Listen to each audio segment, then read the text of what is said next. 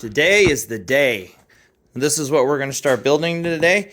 But first off, I wanted to do my very first ever unboxing. So we're going to do the Milescraft Tracksaw guide, and I'll bring you guys with me. We'll be attaching it to the DeWalt DWE 575 7 1/4 with the dust port that I picked up. All right, here we go.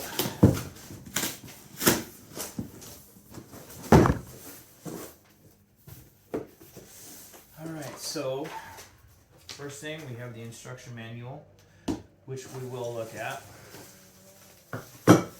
I'd watched a video on this, and this is the coolest darn thing.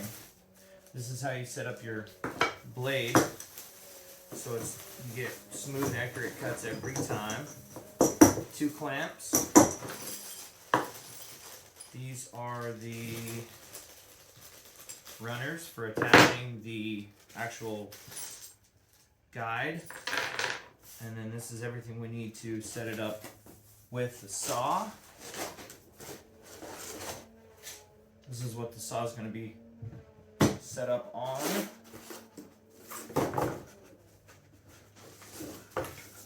And we have 2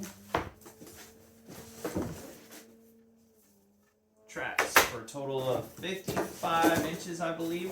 I went ahead and bought 2 more tracks, which I have out of frame. That way I can rip down a full sheet of 4x8 plywood.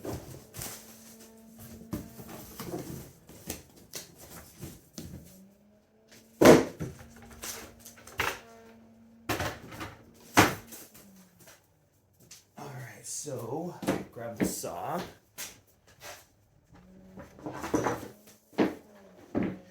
Now I opted for a corded saw because I was going to go cordless. Then someone on a chat reminded me that even if I went cordless, I'm still going to be dragging the hose behind me, and then I have to worry about changing batteries and running out of juice. So I just opted for the cord. I think what I'm going to do is when I put my dust collection on, which right here, 20-foot hose, they make, well, you can buy an adapter for this specifically, so when you put it on, it locks in. But what I'm thinking about doing is I'm just gonna zip tie the cord right to this, or maybe bread ties, because zip ties I'll have to cut. That could get kind of expensive. So onward and upward, as they say.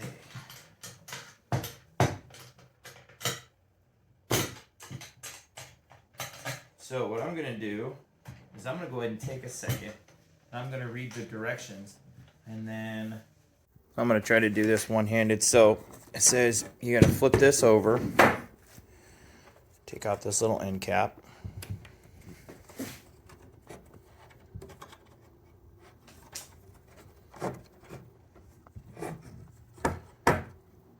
it's not easy to do one-handed, and do the same thing with this guy.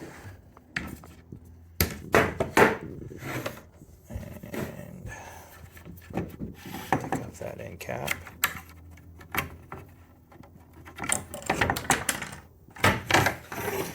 Now what they give you are these. So the provided T-tracks, slots, just like that. Put that one in there. Put this guy right here.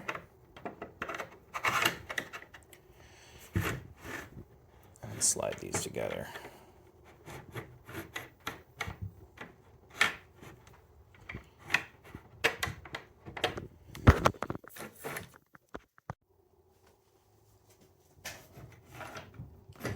Much easier if I put it on a tripod, because then I can use both hands.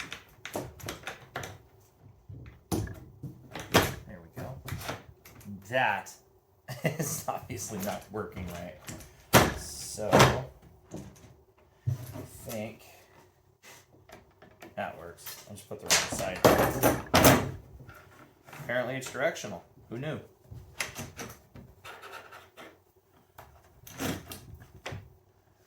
You want to make sure that your guides line up perfectly.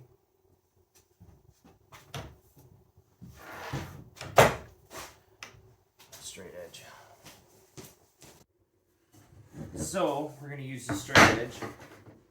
Make sure that this is square and straight, because that's the whole reason for the system. That's weird. It kind of separates a little bit when you try and get it straight. Well, I need it square, so we're going to go with that. Hopefully that doesn't mess anything up. Guess we'll find out. Well, it says in the instructions, slide the rail connectors and secure set screws with It says that these are supposed to be hex screws. Wait a minute. Oh, I see. Man, reading directions is hard. So you just screw these down. For some reason, I thought these 4 Phillips head screws were going to go into this slot here. I don't know why I thought that. So what it does is it screws down and it lifts these tracks up. That's what holds it in place. So today, I'm only going to be using these 2 because I'm not doing any super long cuts. I'm doing the 4-foot side cuts. Okay, so now, there we go. Track is attached. Now there is a small gap right here. I guess we'll find out if that's going to make a difference. Hopefully it doesn't. But on the cut side, which is absolutely what I want, it's perfectly straight. So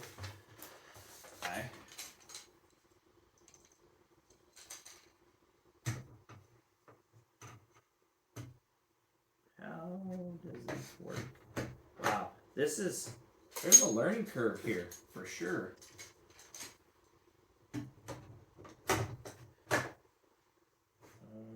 Not sure if that's how it goes. I think that it needs to go like that. Oh, there we go. Look at that. That gap's not going to make any bit of difference at all. Okay, perfect. So, on the instructions it shows to do this. Now, I know that it wiggles side to side. There's some adjustments here. Maybe not there. Maybe on one of these deals. I know that there's an adjustment so you can make it so it doesn't move from side to side, so it just rides on there perfect. Okay, so really quick, so this is a saw blade spacer, and I thought that you need to set it up, that you would need to set it up like that. However, in the picture, see how right there, all you see is this little part right here. So, what I figured out is that actually goes over, just like that. So now that, once I attach the saw, the blade will be spaced perfectly with this. In theory, we'll find out. So next set is directions. I had to loosen these up, and you have to move them all the way to the end.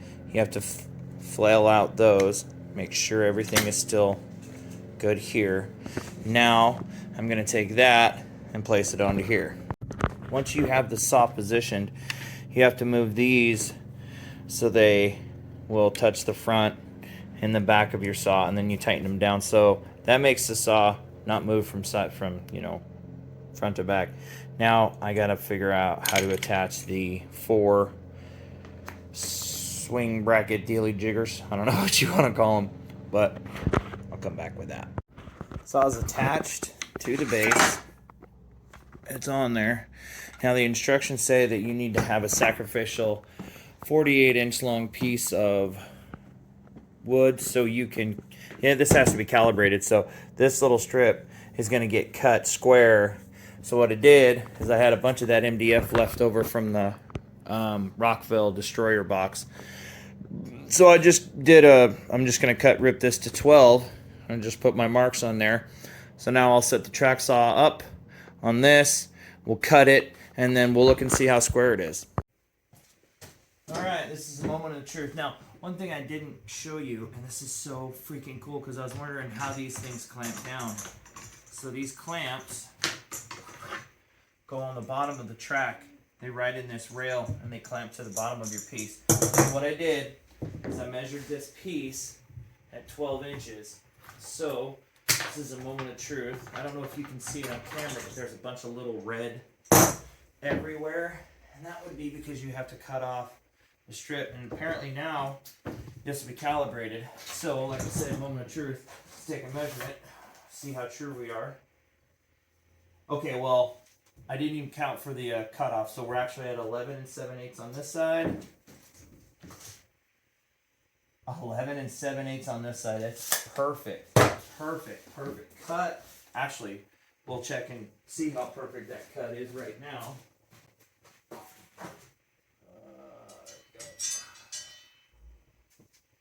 In the future, I'm planning on upgrading my little squares here. This is just a generic. I don't even have a brand, but I'd like to get a woodpecker. But oh my gosh! All right, I'm pulling you down so you can see this.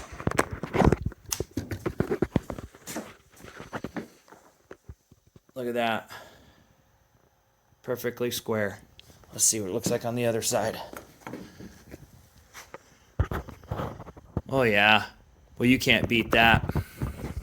So for today's upload, I would say that the Milescraft is a definite win. Also, when I was cutting, so I used this for the first time, and I can honestly tell you 100% using that little shop vac, it's a 3.5 horsepower, cutting MDF, absolute win. That thing, there was almost no dust.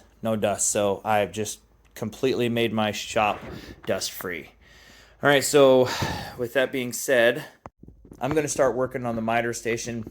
You guys know me, I like time lapse. It's just easier, but I'm going to do some time lapse. I'll be doing some stopping and stuff, show you what I'm doing, but I'm going to start on that.